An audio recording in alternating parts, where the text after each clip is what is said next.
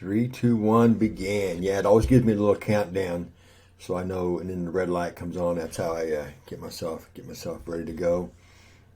But hey, welcome back, bio students. Hey, how are you doing, man? That's always the important question. Always want to know that. Always want to see what your mindset is, where you are at, mentally, and everything with man, all that's going on. But anyway, thank you for tuning us in. Hey, bio students at the high school, man, what a great time this is going to be. Crowder students, again, welcome. Thank you for doing this. And as always, the Crowder students are the pace is way ahead of the high school students. Crowder students, this is the 19th of September, as you can see down there in the corner. And let's see, I think we're doing chapter 5 next week. Yeah, we did the organelles this past Thursday, so we'll do chapter 5. Then we'll have our test on the 1st of October. I think it's the 1st. We can double check that here real quick. Yeah, see, that was the one we just had, and chapter 5 in October 1st. Yeah, that'll be a great time right there. That'll be fun. But of course, high school students, this is well after Christmas. If we do, it's a lot later than that. Matter of fact, it may be already around. I may have already bought the Valentine's Day present for somebody. Who knows? By that time you've seen this. But anyway, welcome. Hey, thank you for tuning this in. Thank you for opening this up and getting this going, keeping your educational journey moving forward. And I appreciate that. Appreciate you guys. Love you guys. And I just love hanging out with you, talking science, and whatever you got going on. But hey, let's get started. Man, we got a great, I tell you, of all the chapters in the book, if I could only pick one, man, it might be this one. But it's a set. The next 3 chapters, chapter 6, 7, and 8, and they go hand in hand.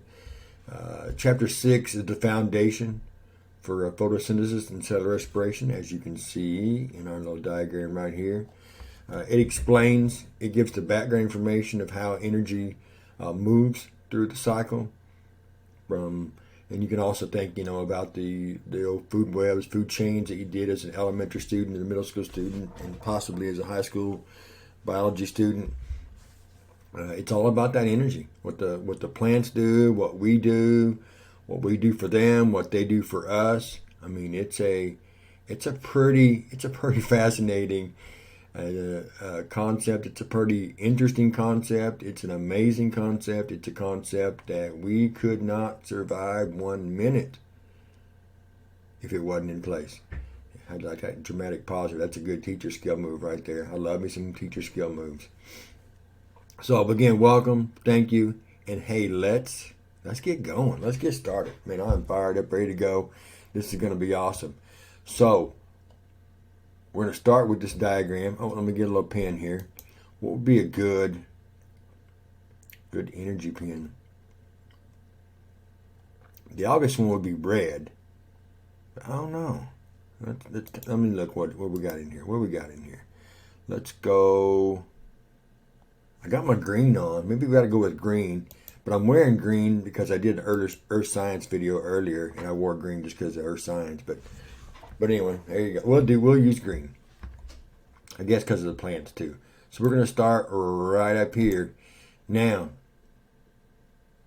before we go any further, when you see a diagram like this, man, there are I can't say 2 words because one of them is 2 words. One of the names are 2 words.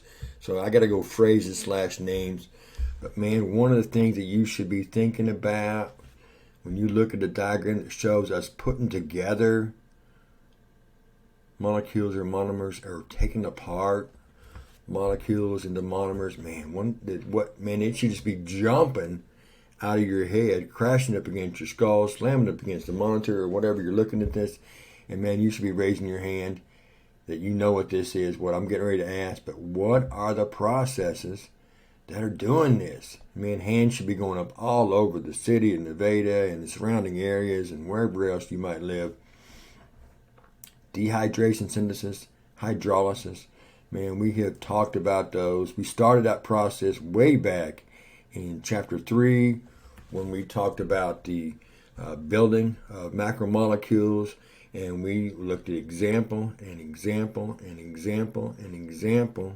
We looked at more examples than probably needed to, what we should have, and certainly more than what you wanted to about these two processes. We looked at those OH building sites. We looked at the building element. In most cases it's oxygen, but in other cases, like with the peptides and the nucleic acids, those things as well. Man, we looked at a lot of examples of building the molecules, dehydration synthesis, taking them apart, hydrolysis, and those are going to be a big part of what we're going to talk about in these next 3 chapters. In the next 3 chapters, especially at the high school setting, when we're together every day and you are forced to sit there and listen to my rants about this stuff. College, Crowder, you know how it is. We come in, we do what we're going to do, and your interest level is whatever it is, and we go from there, and we just make it happen, make it work. But high school students, you get to sit there for the show, 47 minutes, day after day after day after day, but that's the beauty of that system. So dehydration synthesis, building, hydrolysis, taken apart, and they are going to be part of ours, and you can already see them down here, our concept down there. But that's the idea, man. I hope that those phrases and words jumped out and you had them ready to go. But that's the foundation for 6, 7, and 8 as far as chapters. We're going to be taking things apart. We're going to be building it time and time and time again. And every time we look at an example, you will hear me ask the question, what is causing that to happen? You know, whether it's putting it together, and if it's breaking apart, what is causing that to happen? And that's the words I want to hear. Dehydration synthesis, hydrolysis, time and time and time and time and time again. So, I'll be prepared for that. Now, when we're talking energy, we know there are 2, if you're going to put all the energy into 2 main categories, okay, it's going to be these 2 categories here, potential and kinetic. And you can see by the diagram, and hopefully you remember from your physical science days, hopefully you remember from your middle school days when you talk about these concepts. Potential energy, the energy that is stored. Now I'll be back up. In a physical science standpoint, it's the energy at rest, energy at motion, and that's great for those classes. But what we're going to refer to it as energy that's within a molecule, just waiting. Okay, just waiting. So when you decide that it's time to eat, and maybe your choice is pizza, maybe you're feeling like a burger or a taco, which I love all that stuff right there, or a great sandwich, man. Who doesn't love a great sandwich? Oh, I love me a great sandwich. I mean, you get some turkey, or you get some roast beef, you get some ham. Oh, I love ham sandwiches. Ooh. You get you one of those meats, and man, you put some mayonnaise, or if you really want to have a special day, like I'd try to do, when I eat me a sandwich, get me one of them fancy sandwich spreads, or maybe it's just an aioli or something, man. And you put that on that bread, and maybe if you're lucky enough that you got some vegetables laying around, you get some sliced tomatoes, got some lettuce. If you're really looking to have a good day, maybe you got some of them bread and butter pickles, which are fantastic. So you build this sandwich, man. You got some good bread. If you just got the regular old store wheat or white bread, that's fine. We're wheat people around here. We don't do much white bread. But if you've had the fortune of gone to a fancy grocery store or whatever, maybe you got you some ciabatta bread, maybe you got some brioche bread. Oh man, you got some brioche bread. You are about to have a good sandwich. That's some nice stuff right there. So you build that sandwich and you start eating on that thing, and man, it is so good. Man, you're enjoying yourself. You're having a great lunch, great dinner, great snack, whatever it is. But all of those food products, even the vegetable stuff, okay, it's got sugars in there, and those sugars is what your body is really after. Now, it enjoys that sandwich. Your tongue, your taste buds, all that stuff. It's enjoying that sandwich. But what it's really after are those sugar molecules that are in there. Yeah, they want them some sugar molecules. They got to have that stuff. But in those molecules, okay, they're just sitting in there. Okay, they're intact, and within the walls, I shouldn't say walls, but in the framework of those sugar molecules is energy. It's that same energy that is being talked about right there. Okay, when the plant, when it built that sugar molecule, it put energy inside there. And when we get to ATP and in part 2, yeah, there's going to be a part 2. So just like Back to the Future, there's always a part 2 that's maybe even be better than the first one. Who knows? They're just as good. But yeah, in video part 2, we'll talk about ATP. But that energy's in there. And so when that molecule is built, the energy's in there. And that's what your cell's going after. It's got to have that energy. It uses that energy. It needs that energy to do all the things that your cells have got to get done. Whether it's reproduction, whether it's metabolism, whether it's repair, whether it's cell division, growth, maintenance, homeostasis kind of stuff, whatever it might be, the energy that's received from breaking apart those molecules, and that's the part down here, the energy releases, goes out just like a firecracker. Okay, 4th of July or whenever you choose to, firecracker, you light that fuse, and when that thing explodes, all that energy is released. Okay, now what your cells do better than the air around the firecracker is they capture that energy, and then use it, okay, to do all the process. Just like if you burn wood for heat or to cook, okay, that log is releasing the energy, and that energy is used to cook the food, to warm up the air, to warm you up, whatever it may be. That's what's going on. It's the same process right here. The energy is released, but your cell's really good at capturing it. Now, it does some special things to get that done, which we'll talk about once we get to cellular respiration, chapter 7, the next chapter. But it does some great things to help capture that energy and to use it for what it needs to get done to. So when we talk about potential energy and kinetic energy, we're talking about that energy that's stored within the molecule. And when we're talking about kinetic energy, we're talking about the energy that's been released from that molecule. So that'll be it's the same idea as physical science people, but just a slightly different twist on it to make it fit into a biological setting, which, spoiler alert, you're in right now. Oh, I forgot to show you I got me a glass of, it's later in the day, as you can see, it's 3:15, so we're way past water time. Yeah, we're getting close to, we just had lunch a few hours ago, and now we've got a glass of Dr. Pepper right here. Love me some Dr. Pepper. All right, so let me close my ink tray, and let me slide this up. And now we're going to get my ink back here. And now we're going to be talking about this bad boy right here. This right here, the name's on there, so no spoiler alerts there. Or I should say no surprises there is what this is. But photosynthesis, cellular respiration, man, it is a beautiful cycle. It is a cycle that your body uses to produce, or not to produce, to provide. There you go. That's the one I want to provide. I knew it was a P word, but used the wrong one. To provide all the energy, okay, that you're going to need for everything that you're going to need it for. Now, this formula is the same, and the beauty of it is right here. It's a reversible formula. A reversible formula means that it can go in either direction. So the plants take it in this direction. We take it in this direction. So the plants, they take it from CO2. And you know where they got the CO2 from? That's right, you and me. Okay, then they take some water out of the atmosphere, and they use, essentially what they do, let me come over here and do this. They got the C and the O, they got two of them, and they got the H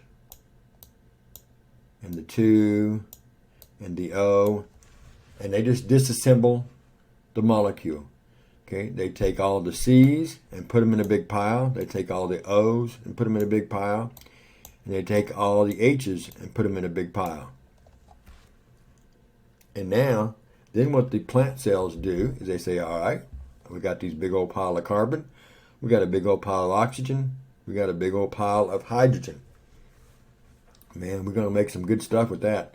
So then they'll take, as you can see up here, they take 6 carbons and 12 hydrogens and 6 oxygens and build a glucose molecule. That's awesome. That's amazing that the cells, no hands, okay, no manual, no toolbox, no nothing, no Lego builder set, kit, manual, YouTube video, instructions. Man, it just knows what to do, which is unbelievable. That's a whole different topic. That's why I love science so much, man. It's just an explanation of how things are working, why things are working, when they're working, all that stuff. It's just amazing to me. But a big pile of carbon, big pile of oxygen, big pile of hydrogen, they make a glucose molecule. And of course, they got some oxygen left laying around. And so the plants release oxygen. And the plant's saying, man, get that stuff out of here. You got to get rid of that stuff. And over here, we're saying, man, get rid of that stuff. We got to get that out of here. We need this. Plants need this. So that's the beauty of the cycle. What we consider waste, or in our case, even deadly stuff, plants soak up and say, oh man, I got to have me some of that. Plants are getting rid of this oxygen, and we are saying, man, we definitely got to have some of that. Give us all that we can handle. So that's the beauty of the cycle. Then we take that glucose molecule, break it down, back into some water, back into some carbon dioxide, and that gets released. And you may think, well, if we release everything, what's the benefit? It's the energy. Okay, it's the energy that's stored in that glucose molecule because of dehydration synthesis, built the molecule, okay, and because of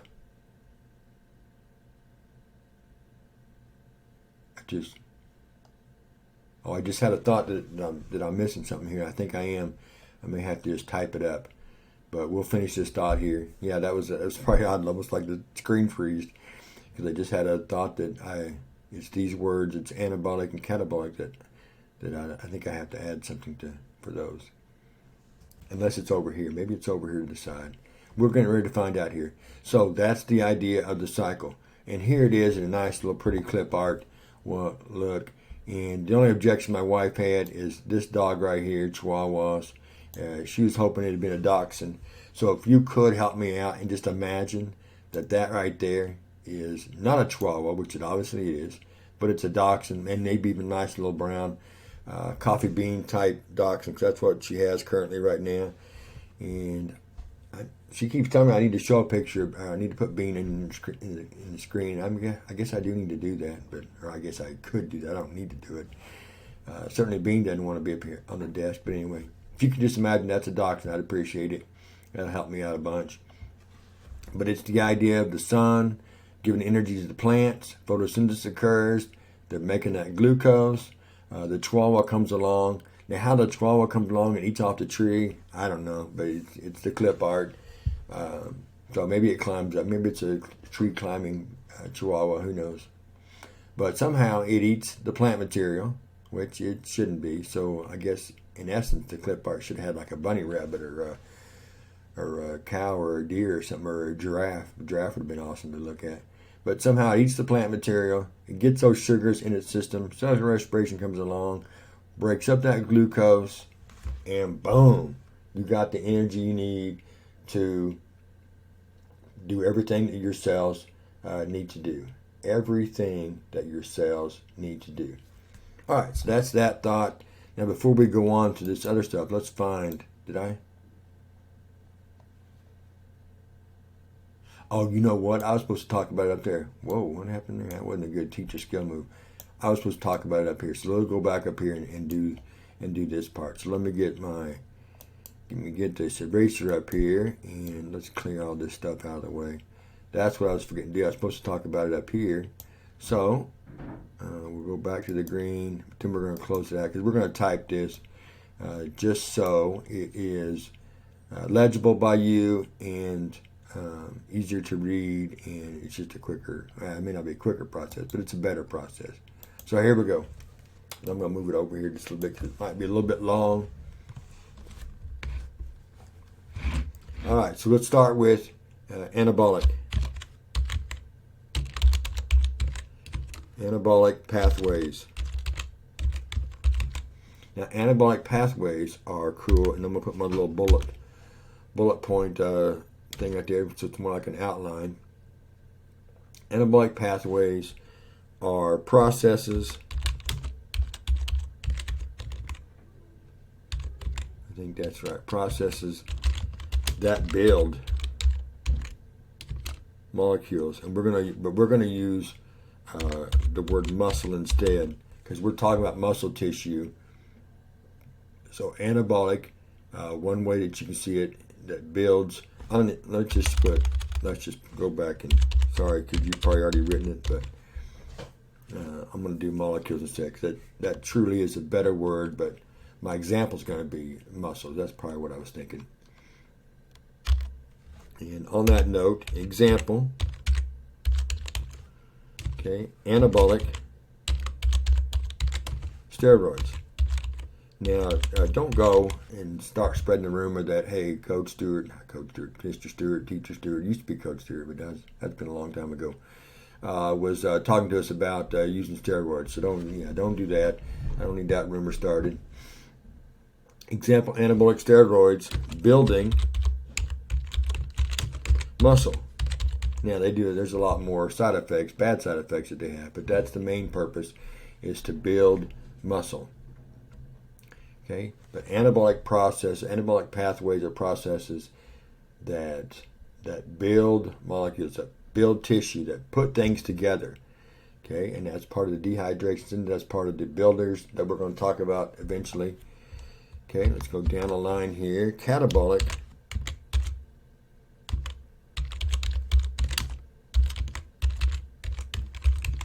You can take them as the exact opposite. Okay.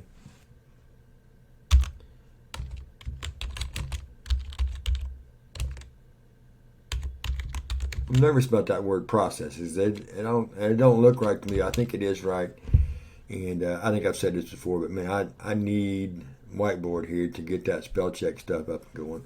So whenever I type something, and I get that red line, if it's not right, I do need me some red line when I'm typing stuff. But it breaks down molecules. Or in the case we're going to be talking about is tissue and muscle. Okay, so the example of this would be, if we go the other way, that one's building. So starvation. Starvation is going to break down the muscle tissue over time. Okay, because it's not getting what it needs. So that's catabolic pathways. Hydrolysis, taking things apart, breaking them down, separating them into smaller parts. So there you go. That's the part I was missing. That's the part that caused that brain freeze early on. Let me get this. Well, I'm over the picture anyway, but we've already looked at that. So now let's slide this up and talk about these three things right here. And these, well, I should say four things since I got the list in two parts. These four things here, and then we're going to be done. Yeah, we're going to be done. So 4 more things. Now ignore this stuff over here.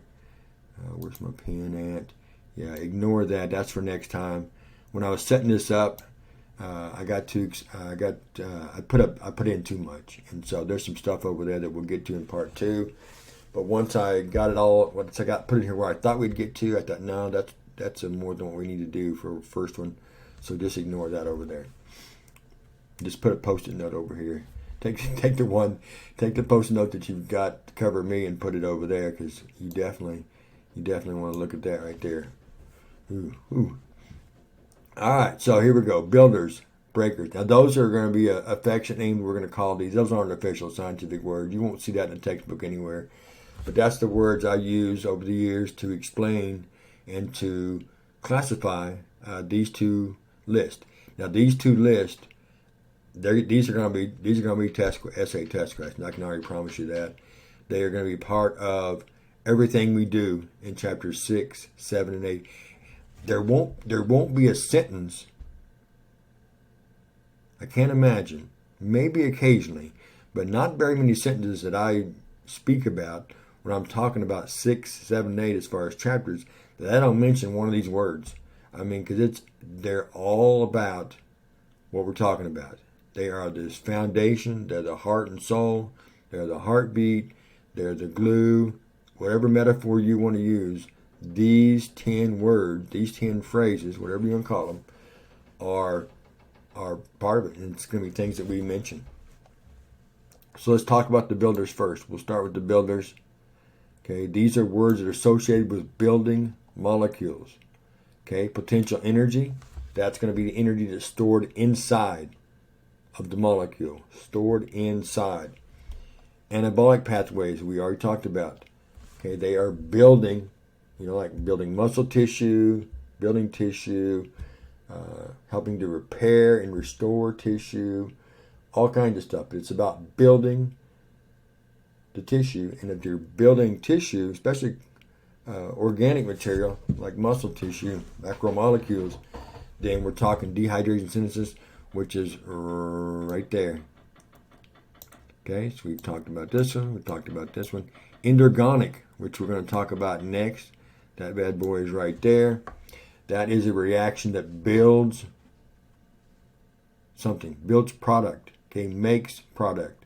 So if you're in a chemistry class and you are doing a reaction, you put two things into a beaker, maybe it's in water, maybe it's in some kind of aqueous solution, and you get some product, you get a yellow kind of a blob looking thing, or you get some greenish flakes that appear, you've got an inorganic reaction because you have just built something, you have stored energy in it, you're storing energy in it, and you've got yourself an endergonic reaction. But we're going to talk more directly about that and photosynthesis.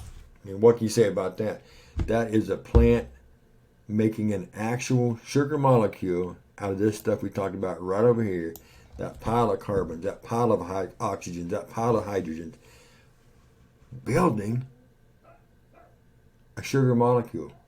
Okay. Now, a lot of people think that their plants are building it for us. No. The plants don't even think about us. Plants don't know about us. What are you talking about? It's a plant. Okay? It's a plant. I'm talking plants here. No, it's making a sugar molecule because it needs it. But then the cow comes along. Okay? Then the pig comes along. I'm thinking those two because I love me some red meat. I love me some pork. Oh, a turkey. Turkey comes along. Yeah, there you go. Turkey. All those things that provide me a lot of good food. Oh, chickens. I can't forget chickens. Yeah, chickens are big around here because, man, we've had a 2-day process going. We've got some chicken wings in process that we are going to grill up tomorrow. And, man, dinner time tomorrow night, it's going to be a really good meal. So, when I say a 2-day process, if you want to know what a 2-day process is, just let me know, ask me. But we're talking about rubbing it down. We're talking about marinating it, and then we're talking about cooking it. So it's not just a 2-hour operation to Stewart compound. No, we take care of some food around here. All right, but one of those animals come along and eats the plant.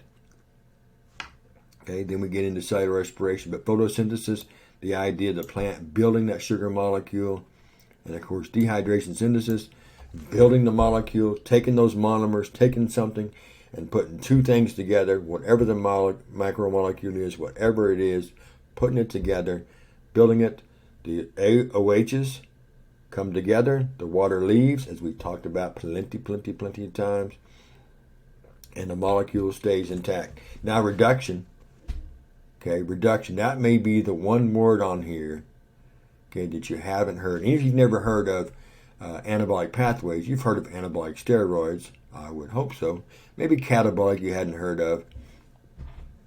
But reduction, as far as what we're going to talk about. Now, if you've been in a chemistry class, you've been next door to Miss Branham's room, or you've had chemistry where at your high school that you went to or somewhere else, then you are familiar with the reduction oxidation process. But reduction, I'm just going to put a check mark because we talked about it, but we'll get to reduction and oxidation in part 2. So you got to come back for the sequel with no equal, and you'll hear all about reduction. And it's a tricky phrase, mental concept, okay, that you're going to have to just kind of work through. So, but we'll just show it and example it and tell it and show it and example it and tell it until you get it down, okay? But if you don't get that down, when we start talking using diagrams in 7 and 8, then it won't make as much sense to you. So you got to get that stuff down. So those are our 6 builders. Okay, these are all about putting molecules together. All right, now let's come over here. Our breakers. Of course, breakers is that may not even be an actual word. But we got builders and we got breakers. The breakers tear the molecules apart. They're taking them apart. They are taking them and separating them, maybe in small chunks. Maybe if you can imagine like a foot-long sub, and you eat the first few inches one day and the next few inches the next day until you get the whole sub eaten. But the reason why they're taking them apart is to release energy. Okay, release energy. Excuse me. And that energy is released, kinetic energy, motion. Okay, getting stuff done, taking care of everything. That's the energy that's being released. And of course, catabolic pathways is all about that. It's all about separating tissues and muscles and releasing that energy between the molecules. Exergonic reactions. These are reactions. Now, I said inorganic is if you get a visible product out of your reaction, and you got an inorganic. Exergonic this is where it starts to boil, okay, or you get smoke, okay, or you get some kind of visual. Excuse me, I'm that last little hand move, I got something in my eye there somehow. Exergonic reactions is when you get that heat release. You get some bubbling because of the boiling, or some smoke, or just maybe a smell, maybe a bad smell. It's releasing its product or releasing its energy. That's exergonic. And of course, cellular respiration. Oh, again, excuse me. Cellular respiration, that's the idea, as we know, and we will talk plenty about breaking apart molecules, separating them out, taking that sugar molecule and breaking apart those parts and releasing that energy and using that to do whatever we need to in the cell. And of course, the process that is used to break apart molecules, hydrolysis. Okay, that water molecule comes in, restores the OH bonding sites, and puts it back, or makes it back into smaller parts or monomers.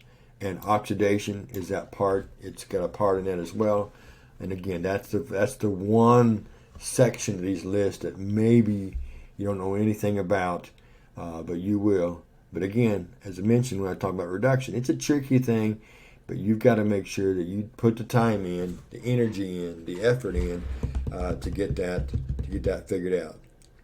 All right, that's our 2 lists. Now we are down to our last thing, and I wanted to close this out and move this up, but I think if I do, I'm going to show something for next time, and I don't want to do that. I had to put some extra things in your screen and make it convoluted or confusing. So I'm going to leave it right there. Bring back the green. So we mentioned inorganic and exergonic reactions right there, and we're now going to talk about them some more. I even mentioned examples of each of the types.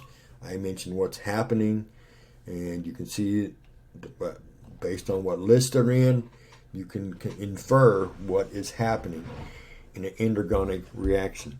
But here we go. these two charts. And if you're they're in your book as well. They're in the PowerPoint. If you want that as well, just let me know.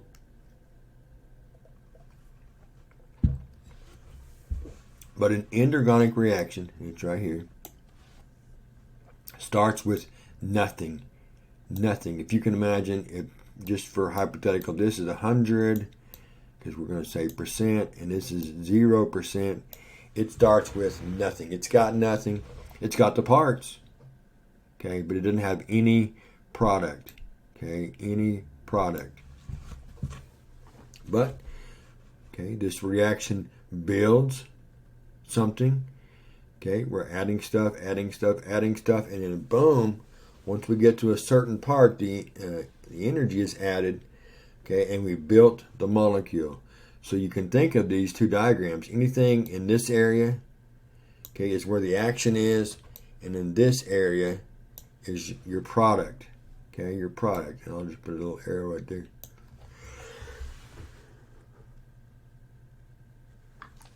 Excuse me again. So endergonic builds a molecule. So I'm going to put a big M right here because that's the molecule right there. Okay, that's the product.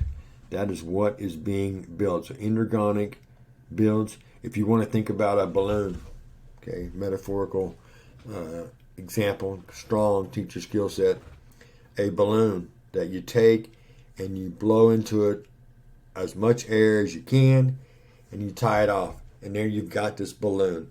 Okay, that's endergonic. We're putting air into the balloon, okay, indoors, going in, moving in, and then we build that molecule, so we've got something. Exergonic is the exact opposite, and use that phrase.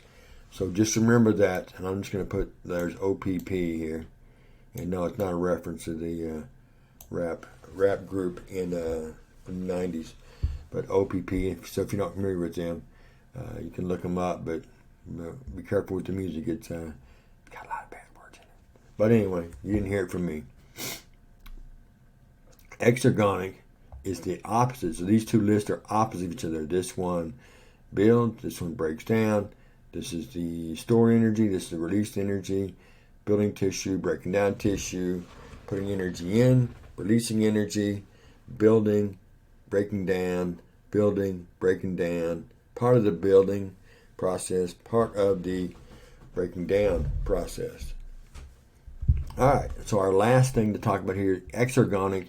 So now I've got this molecule, I got this product, okay, and now so this reaction starts with you got the material, you got the product, okay. Now maybe there's going to react to each other, maybe going to have a reaction with itself, whatever it may be, but whatever happens, the energy is released, and you go back to that original state of having nothing. Okay, it's all used up, it's all gone.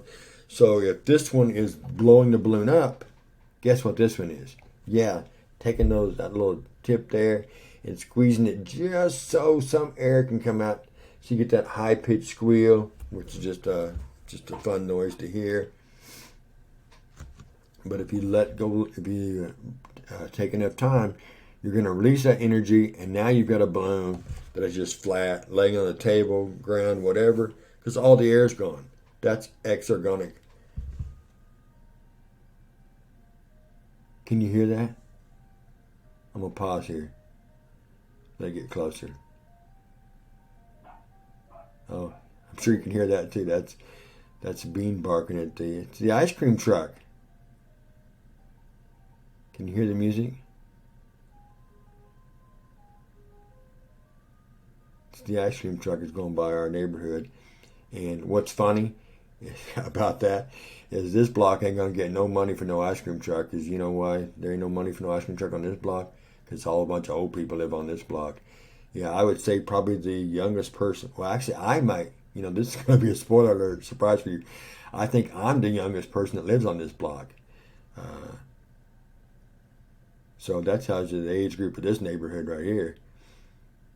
And he's gone now. Yeah, and then that was Bean barking. I don't know if you could hear Bean or not. But yeah, that was the ice cream truck going by. That's going to make me want some ice cream now.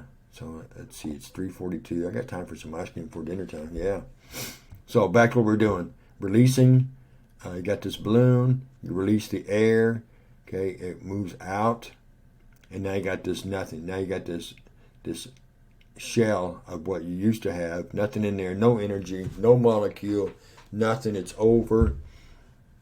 Exergonic reaction breaks apart the molecule. Okay, breaks it down. That's why it's in the breaker group. Well, there you go. That is your introduction, not only to chapter 6, but chapter 7 and 8 as well.